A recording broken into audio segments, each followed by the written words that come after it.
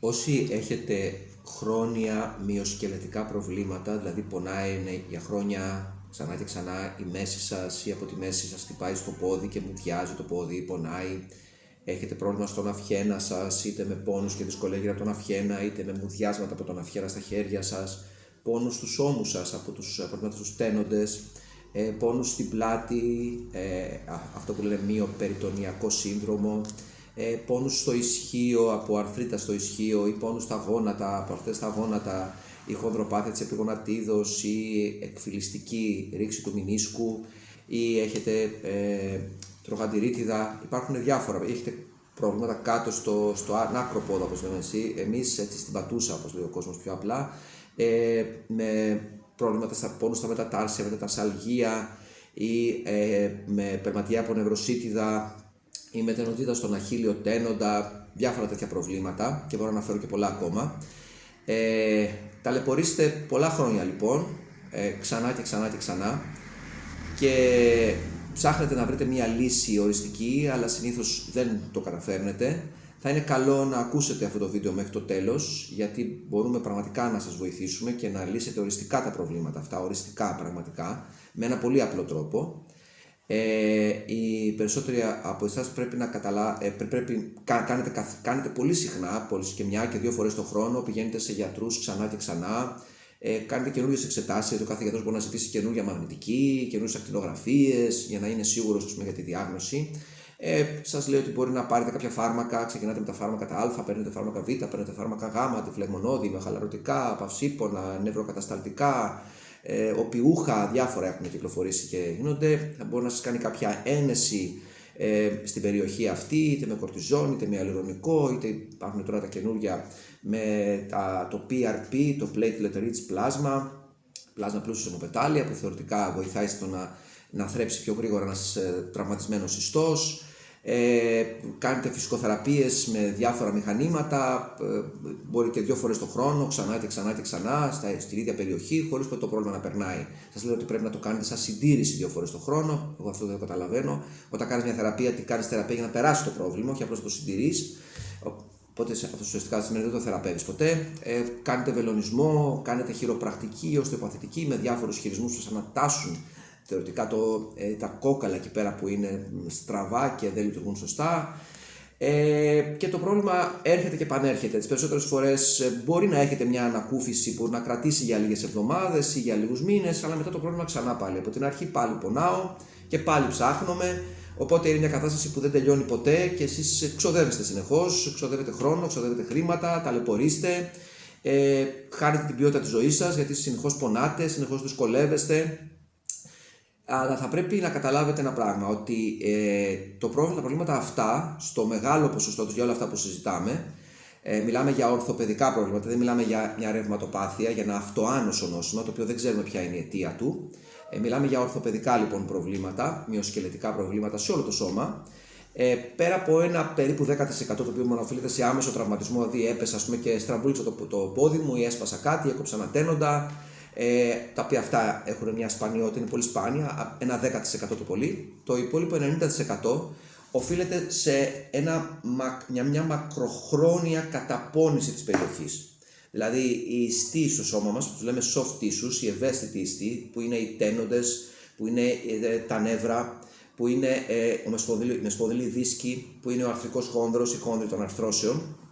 Αυτά λοιπόν υφίστανται έναν επαναλαμβανόμενο μικροτραυματισμό. Δηλαδή καθημερινά με κάποιες κινήσεις που κάνουμε ή με κάποιες στάσεις ή με κάποιες στηρίξεις σε διάφορες θέσεις που πρέπει να πάρουμε καθημερινά, είτε στη δουλειά μας, είτε στο χόμπι μας, είτε στην αθλητική μας δραστηριότητα, στη γυμναστική μας, είτε στις απλές καθημερινές κινήσεις που κάνουμε στο σπίτι μας ή στον δρόμο. Τα σημεία αυτά τα καταπονούμε, τα επιβαρύνουμε. Γιατί στεκόμαστε λάθος ή κινούμαστε λάθος ή καθόμαστε λάθος ή περπατάμε λάθος. Δηλαδή έχουμε χάσει την φυσιολογική, ανατομικά σωστή στάση ή κίνηση και υπάρχει στο σώμα μας μια δυσαρμονία. Με αποτέλεσμα ο ιστός αυτός είτε είναι ο χόνδρος στην άρθρωση, είτε είναι ο μεσπονδύλιος δίσκος στη σπονδυλική στήλη, στη μέση, στον αυχένα, στην πλάτη, είτε είναι ένας τένοντας, είτε είναι ένα νεύρο, είτε ακόμα και οι μύες. δέχονται παραπάνω επιβάρυνση από όσο τους αναλογεί, από όσο είναι φτιαγμένα να αντέχουν. Ή δέχονται την επιβάρυνση πάνω τους με έναν τρόπο που είναι αφύσικος. Δηλαδή, ας πούμε, ένας δίσκος πρέπει να δεχτεί την πίεση έτσι και τη δέχεται μονόπλευρα από τη μία πλευρά και το σώμα έχει μία σκολίωση. Δεν πατάει σωστά. Από τη μία πλευρά η μία πλευρά είναι πιο χαμηλά από την άλλη. Θα εξηγήσουμε τώρα διάφορες πιθανές αιτίες. Το αποτέλεσμα είναι ότι αυτός ο ιστός που δέχεται παραπάνω φορτίο από όσο αντέχει ή δέχεται φορτίο πάνω του που κατανέμεται πάνω του με τρόπο μη φυσιολογικό, μη ανατομικά αρμονικό, ισορροπημένο, ο ιστός αυτός φθύρεται σιγά σιγά. Και ο ιστός μέσα υφίσταται ένα μικρό τραυματισμό. Σαν να παίρνεις ένα πολύ μικρό ψαλιδάκι και του κάνεις ένα τσικ. Ένα κι άλλο τσικ, κι άλλο τσικ. Μικρά κοψιματάκια. Αυτό λέγεται repeated microtrauma, δηλαδή επαναλαμβανόμενος μικροτραυματισμός. Όσο αυτό ο ιστός, οι αστοί του ανθρωπίνου σώματος γνωρίζουμε ότι έχουν την απίστευτη ικανότητα, γιατί το σώμα μας είναι ένας καταπληκτικός μηχανισμός, ένα καταπληκτικό εργοστάσιο, το οποίο γίνονται συνεχώς εργασίες, με την επίβλεψη του εγκεφάλου μας, που είναι το τέλειο κομπιούτερ, πραγματικά, και η σύγχρονη ιατρική εστιάζει πάρα πολύ πιο στον εγκέφαλο, και να καταλάβουμε όλο και περισσότερα πράγματα. Είμαστε πολύ μακριά από το να καταλάβουμε τα απίστευτα μυστικά του ανθρώπινου εγκεφάλου.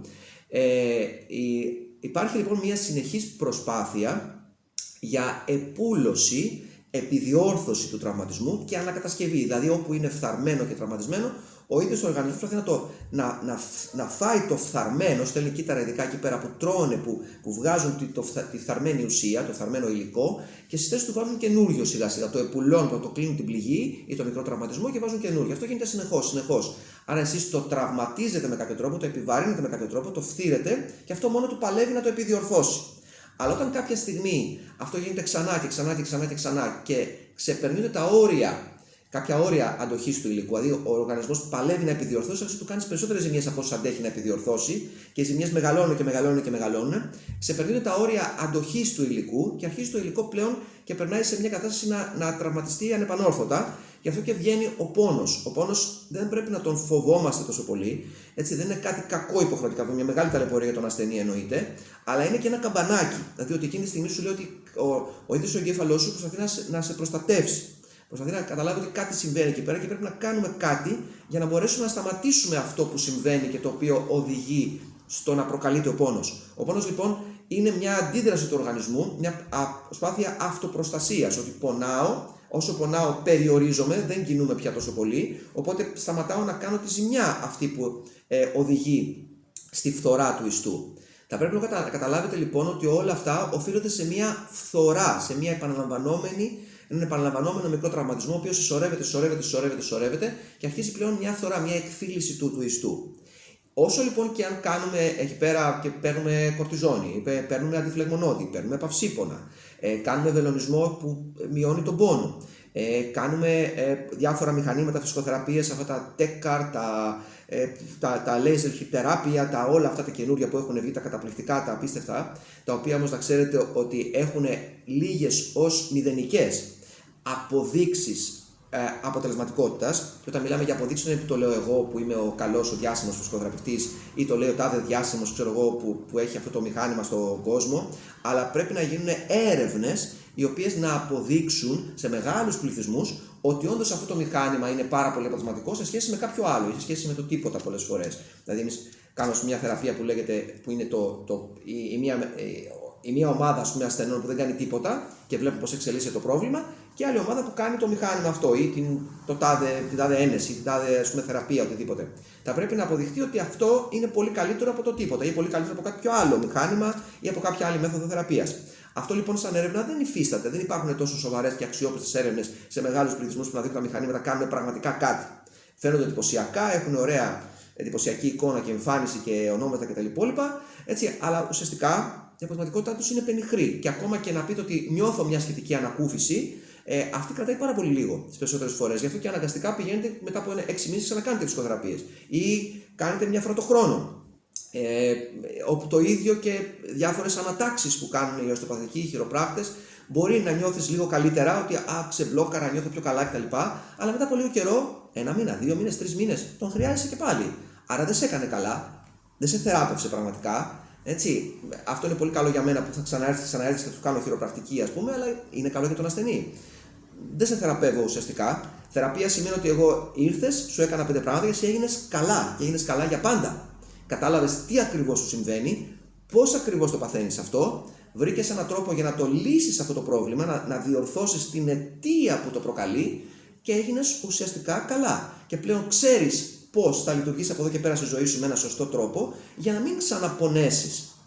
Όσα φάρμακα λοιπόν και να πάρουμε, όσες ενέσεις και να γίνουν, όσα PRP να γίνουν εκεί στο γόνατο ή στο ισχύο ή στον ώμο, έτσι, ή όλα αυτά τα καινούρια που υπάρχουν και υπόσχονται μια πραγματική ανακούφιση, τα διάφορα φάρμακα, οι διάφορες ψυχοθεραπείες, οι βελονισμοί, η οστεοπαθητική, η χειροπρακτική, σίγουρα είναι χρήσιμο, ο ασθενής ανακουφίζεται για κάποιο διάστημα, αλλά δεν γίνεται ποτέ τελείως καλά. Θα πρέπει λοιπόν, πέρα από όλα αυτά, ας κάνουμε και αυτά αν θέλετε, εντάξει, εγώ δεν τα κάνω, γιατί μπορούμε πραγματικά να ξεκινήσουμε από την αρχή με αυτό που θα πούμε τώρα, αλλά εγώ δέχομαι πολλές φορές ασθενείς ότι έκανα βελονισμό, νιώσω μια ανακούφιση ή έκανα μια χειροπρακτική, μου έκανε ο τάδε ας πούμε και νιώθω ανακουφισμένος, νιώθω καλύτερα. Ή πήγα στον τάδε γιατρό, μου συνέστησε αυτά τα φάρμακα ή μου έκανε μια έγχυση μέσα στο γόνατο ας πούμε και νιώθω μια ανακούφιση σχετικά. Το δέχομαι αυτό, ok, αλλά δεν θα πρέπει να κάνεις και κάτι άλλο όμως μετά. Θα πρέπει να ξέρετε λοιπόν ότι στη σύγχρονη ιατρική, στη σύγχρονη φυσικοθεραπεία, στη σύγχρονη φυσική θεραπεία, το μέσον θεραπείας, το οποίο αυτή τη στιγμή έχει τις περισσότερες ακλόνητες, ατράνταχτες αποδείξεις αποτελεσματικότητας, με χιλιάδες πλέον κλινικές μελέτες, με χιλιάδες έρευνες σε ολόκληρο τον κόσμο και εδώ σε εμάς και στο εξωτερικό, είναι η θεραπευτική άσκηση, η θεραπευτική γυμναστική. Αυτή είναι η μόνη που μπορεί, εφόσον σχεδιαστεί σωστά και αποδοθεί σωστά στον ασθενή, να γίνει κατανοητή από τον ασθενή και εφαρμοστεί σωστά, ο ασθενής μπορεί να γίνει καλά για πάντα.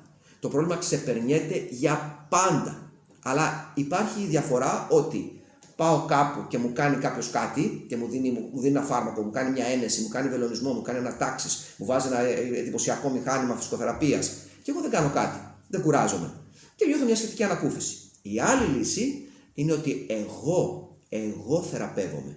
Εγώ αυτοθεραπεύομαι. Εγώ πρέπει να καταλάβω ότι εγώ φταίω, εγώ περπατάω λάθος, εγώ στέκομαι λάθος, εγώ κινούμαι λάθος και καταλήγω να φθείρω τον τένοντα, το χόνδρο της άνθρωσης, τον μεσοπονδύλιο δίσκο, να επιβαρύνω τον νεύρο που καταλήγει κάπου και μου δίνει μούδιασμα ή κάψιμο επειδή πιέστηκε κάπου, επειδή εγώ κάνω λάθος κινήσεις μες στην καθημερινότητά μου και πρέπει να προσπαθήσω λοιπόν εγώ να αλλάξω την καθημερινότητά μου. Θα πρέπει να κάνω καθημερινά κάποιες ειδικές ασκήσεις, ειδικά σχεδιασμένες με βάση μια ανάλυση που κάνουμε στο ανθρώπινο σώμα, πολύ εμπεριστατωμένη, πολύ λεπτομεριακή. Να κάνουμε λοιπόν πρέπει λοιπόν ο ασθενής να καταλάβει ότι πρέπει εκείνος να γίνει κομμάτι της θεραπείας. Δεν πάω κάπου και μου δίνουν μια θεραπεία, εγώ είμαι μέρος της θεραπείας. Ο ίδιος ο ασθενής λοιπόν συμμετέχει στη θεραπεία του, συμμετέχει ενεργά στη θεραπεία του καθημερινά. Και ο φυσικοθεραπευτής, στην προκειμένη περίπτωση εγώ που σας μιλάμε για έναν τρόπο άσκηση, το οποίο εγώ το κάνω πλέον τα τελευταία 25 χρόνια, είναι ο μοναδικός τρόπος που θεραπεύω είναι με θεραπευτικές ασκήσεις και με τίποτε άλλο. Αν χρειαστεί μόνο και είναι κάποιοι ασθενείς που έρχονται από κοντά, μπορώ να τους κάνω κάποιο μασάζ ή κάποιους πολύ ήπιους χειρισμούς, αλλά και πάλι μόνο και μόνο για να διευκολύνω την άσκηση και η άσκηση είναι η μοναδική θεραπεία. Ο ασθενής λοιπόν γίνεται κομμάτι της θεραπείας του. Δουλεύει καθημερινά μόνος του με τις ασκήσεις που παίρνει, είτε ερχόμενος από κοντά, είτε με online θεραπείες, γιατί μετά από εμπειρία πλέον 25 χρόνων μπορώ να καταλάβω πάρα πολύ καλά, ακόμα και βλέποντας μέσω της κάμερας, είναι το ίδιο σαν να σας βλέπω εδώ μπροστά μου, έτσι, και μέσω της κάμερας λοιπόν σε online σύνδεση, εφόσον έχω πολύ καθαρή εικόνα, μπορώ να καταλάβω πάρα πολύ καλά το τι συμβαίνει στο σώμα σας, αν το σώμα πατάει λάθος, αν στέκεται λάθος, αν κινείται εκεί λάθος, πώς επιβαρύνεται. Εννοείται ότι για να φτιαχτεί ένα τέτοιο πρόγραμμα ασκήσεων χρειάζεται, όπως είπα και προηγουμένως, μια πολύ λεπτομεριακή αξιολόγηση και εξέταση του κάθε ασθενούς.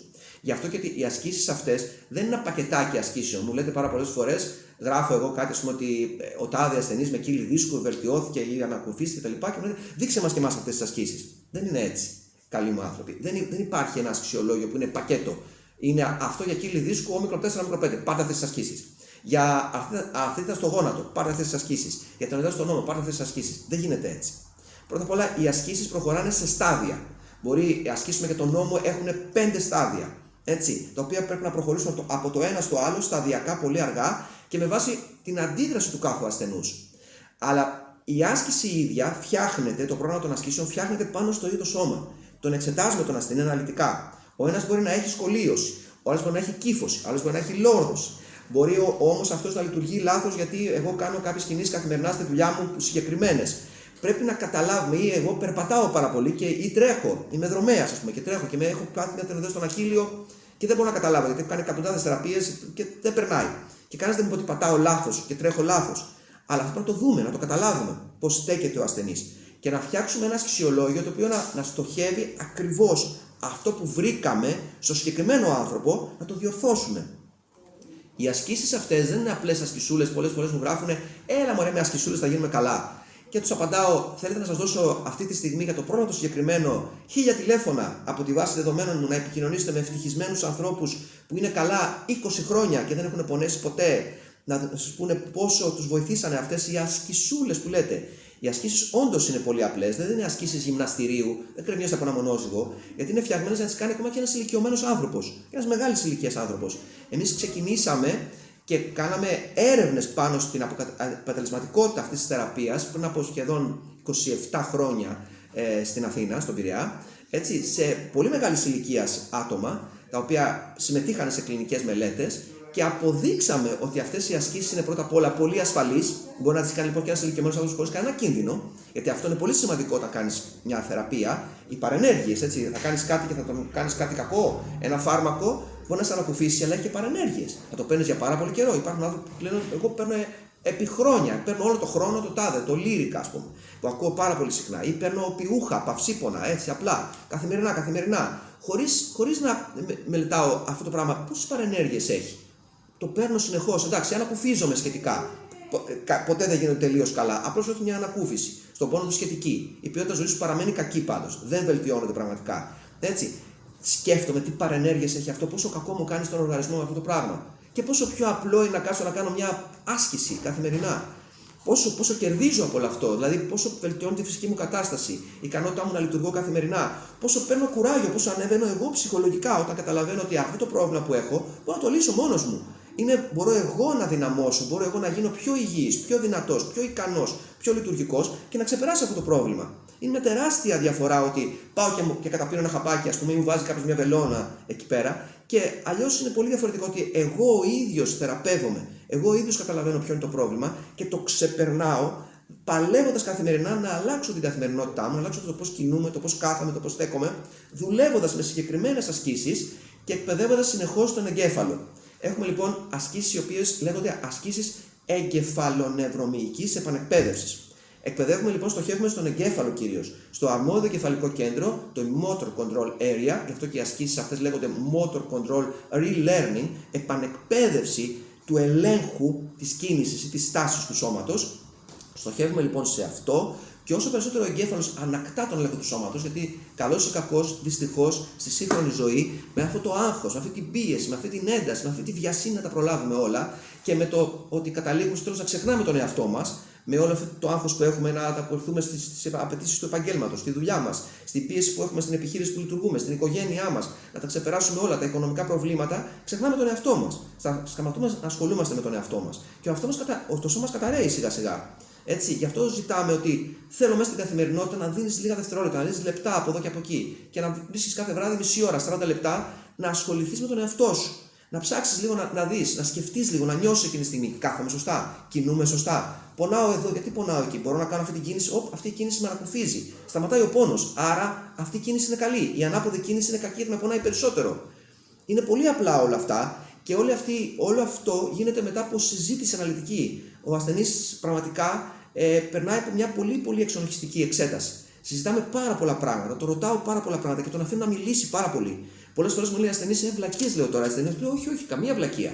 Ό,τι και να μου πείτε, είναι σημαντικό. Ό,τι και να πείτε. Πονάω όταν κάνω αυτό. Νομίζω ότι πόνεσα τότε που έκανα εκείνο. Λες να είναι σημαντικό αυτό ή το λέω έτσι.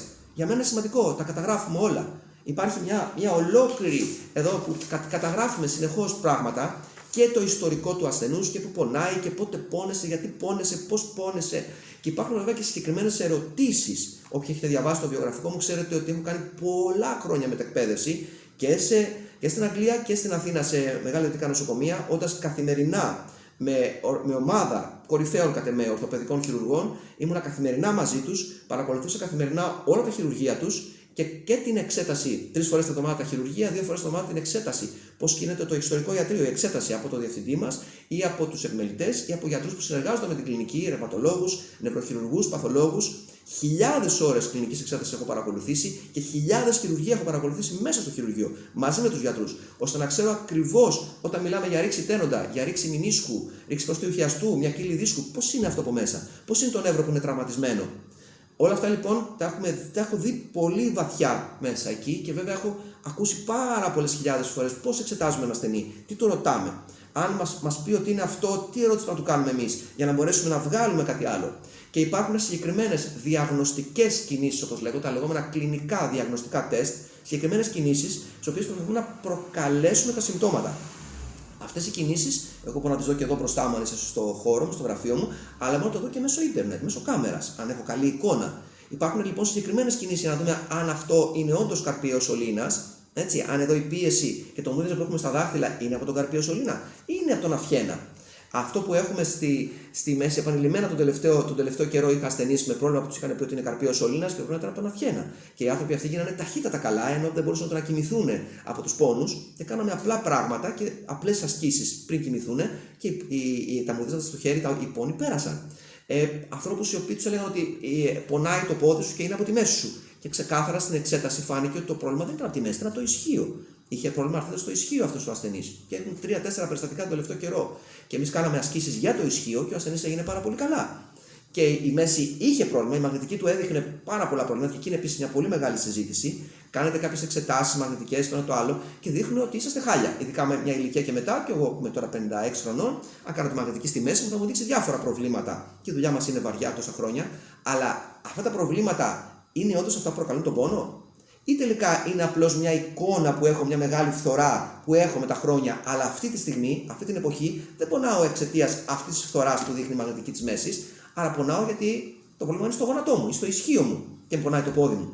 Αυτό για να μπορέσει να το καταλάβει ο εξεταστής πρέπει να έχει πολύ μεγάλη εμπειρία, πολύ βαθιά γνώση και πρέπει να εξετάσει τον ασθενή πάρα πολύ αναλυτικά. Εξετάζουμε λοιπόν τον ασθενή πάρα πολύ αναλυτικά με διάφορες κινήσεις, οι οποίες οι κινήσεις αυτές είναι πολύ στοχευμένες, πολύ συγκεκριμένες. Είναι διαγνωστικές κινήσεις, οι οποίες θα προκαλέσουν συμπτώματα.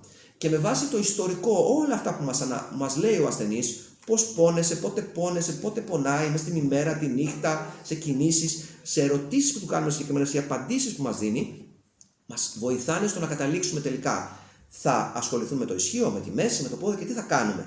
Και εκεί χτίζω λοιπόν ένα ειδικό ασκησιολόγιο, ειδικό για τον καθένα από εσάς αξιολόγιο, το οποίο διορθώνει τον τρόπο που λειτουργεί το σώμα σας, σταματάνε λοιπόν να επιβαρύνονται οι διάφοροι ιστοί, ξαναλέμε η άρθρωση, ο χόνδρος στις αρθρώσεις, ο μηνίσκος στο γόνατο, ο επιχείλιος χόνδρος στο ισχύο, ο τροχαντήρας εδώ πέρα με τους τένοντες του, ο αχίλιος τένοντας κάτω, ο επιγονατιδικός τένοντας, ο χόνδρος κατά την επιγονατίδα, οι δίσκοι στη μέση σας, οι δίσκοι στον αυχένα σας, οι τένοντες στους ώμους σας, οι τένοντες στον αγκώνα σας, τα νεύρα που καταλήγουν στο χεράκι σας ή στο πόδι σας. Όλα αυτά μπορούν να σταματήσουν να επιβαρύνονται αν εμείς αλλάξουμε τον τρόπο που λειτουργούμε στην καθημερινότητά μας. Και αν ο ασθενής λοιπόν εφαρμόσει αυτά που του λέμε, με υπομονή βέβαια για χρονικό διάστημα, δεν μπορώ να έχω κάποια χρόνια, 5 χρόνια να πονάω και να περιμένω να γίνω καλά σε μια εβδομάδα. Έτσι, μπορεί να χρειάζεται να κάνω τις ασκήσεις αυτές για 3, για 4, για 5, για 6 μήνες. Αλλά αισθάνομαι από την πρώτη στιγμή 2 σημαντικά πράγματα και αυτά είναι που πραγματικά χαίρομαι που οι ασθενείς τα καταλαβαίνουν, τα νιώθουν, γιατί αυτός είναι ο στόχος. Πρώτα απ' όλα ο ασθενής καταλαβαίνει τι έχει.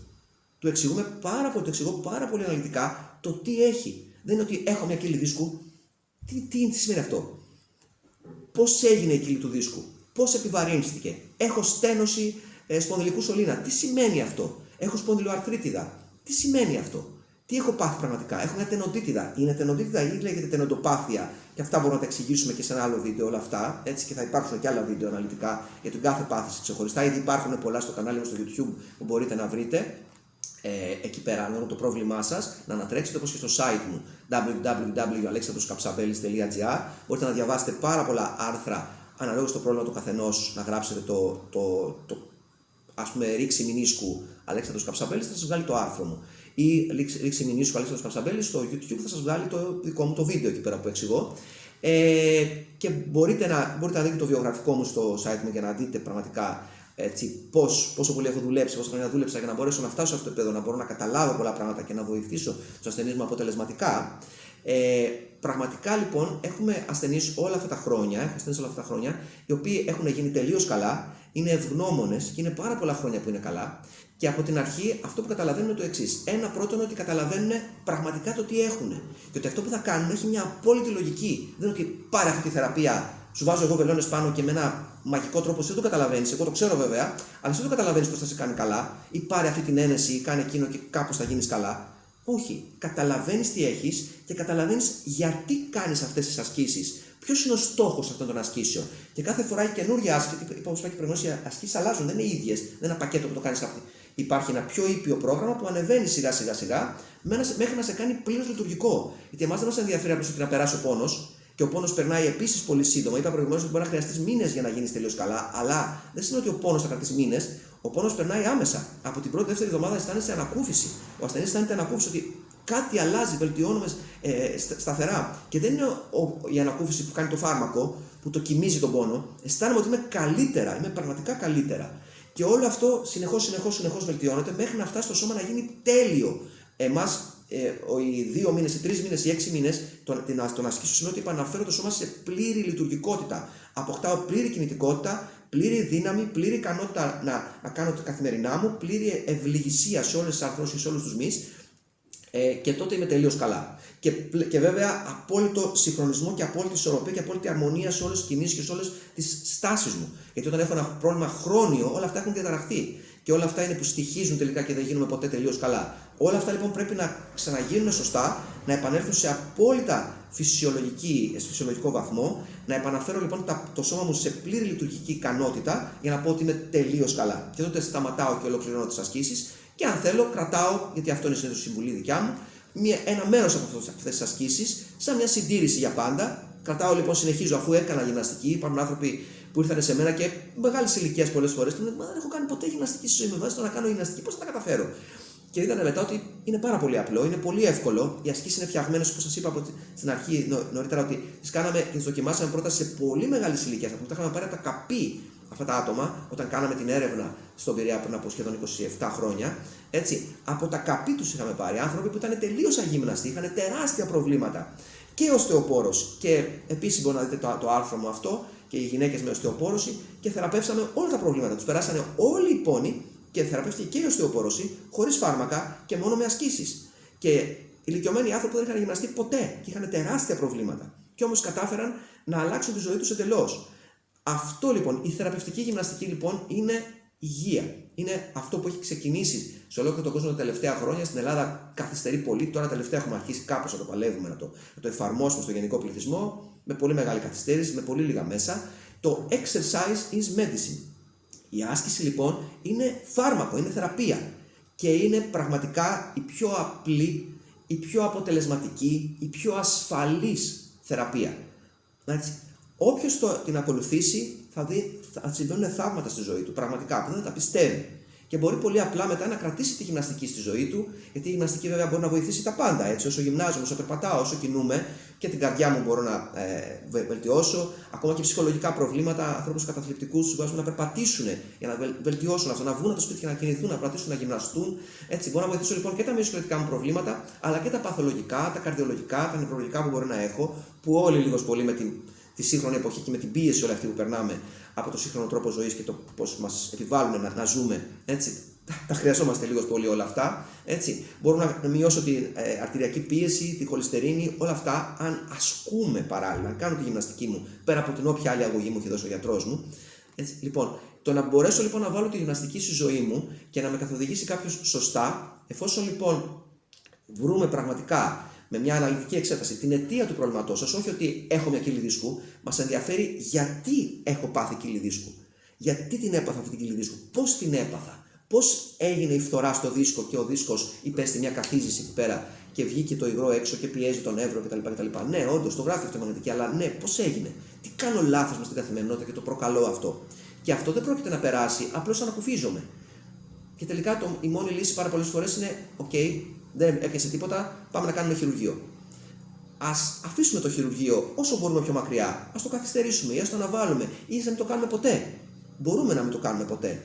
Αυτή η θεραπεία, η θεραπευτική άσκηση, η επιστημονικά σχεδιασμένη, στοχευμένη θεραπευτική άσκηση, ξαναλέω, όχι ένα πακετάκι ασκήσεων, μπορείτε να το βρείτε έτσι ελεύθερα στο YouTube από εδώ και από εκεί. Μην τα εμπιστεύεστε αυτά. Οι ασκήσεις φτιάχνονται πάνω στον ίδιο τον ασθενή, στο δικό σας σώμα, στον ίδιο τον άνθρωπο. Η κάθε άσκηση, το κάθε πρόγραμμα ασκήσεων, ξαναλέω ότι έχει βήμα-βήμα προχωράει, είναι σχεδιασμένο πάνω σε εσάς, στο δικό σας το ιστορικό, στο δικό σας το πρόβλημα. Και μπορεί να σας θεραπεύσει για πάντα, αν το ακολουθήσετε πραγματικά. Αν θέλετε περισσότερες πληροφορίες που έχει προηγουμένως, μπορείτε να τρέξετε στο site μου www.alexandroskapsabelis.gr. Μπορείτε να βρείτε στο Facebook Αλέξανδρος Καψαμπέλης Physiotherapist. Μπορείτε να με καλέσετε στο κινητό μου τηλέφωνο 6977 42 15 70 και να συζητήσουμε ό,τι θέλετε.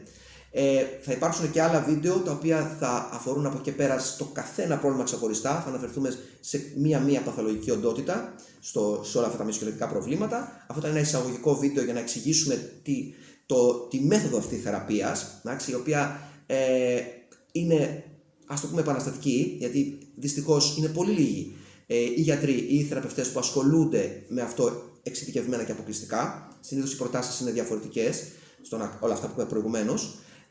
Αλλά είναι αυτή τη στιγμή αυτό που είναι επιστημονικά τεκμηριωμένο. Δηλαδή έχει τις περισσότερες αποδείξεις αποτελεσματικότητας και πλέον οι αποδείξεις είναι ατράνταχτες. Είναι χιλιάδες οι έρευνες που υποστηρίζουν τη θεραπευτική άσκηση σε όλα τα μυοσκελετικά προβλήματα και ξαναλέω είναι η πιο ασφαλής, η πιο απλή για τον ασθενή και η πιο αποτελεσματική μέθοδο θεραπείας. Σας καλώ λοιπόν να την εμπιστευτείτε και να την ακολουθήσετε.